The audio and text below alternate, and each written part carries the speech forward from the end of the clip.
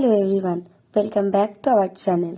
তো আমরা কিছুদিন আগেই নেপালে গিয়েছিলাম I treatment purpose.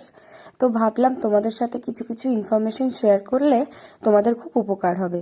Next time যদি কেউ তোমরা বা তোমাদের কোনো ফ্যামিলি মেম্বার যেতে চাও, এইভাবে এই ভিডিওটা দেখলে তোমরা অনেকটাই হেল্প পাবে।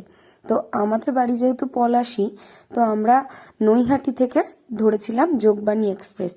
ট্রেন নাম্বার হলো 13159।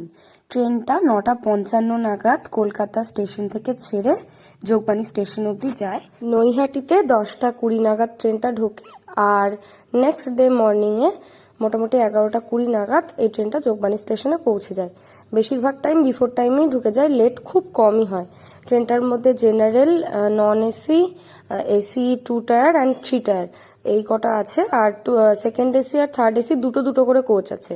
যাওয়ার সময় আমাদের এসি 2 টায়ার AB2 তে পড়েছিল, মোটামুটি ট্রেনের পিছন দিকেই ছিল এই কোচটা। আর বাকি ইনফরমেশনটা তোমাদের সাথে নেক্সট ভিডিওতে আমি শেয়ার করার চেষ্টা করবো। আজকের মতো টাটা।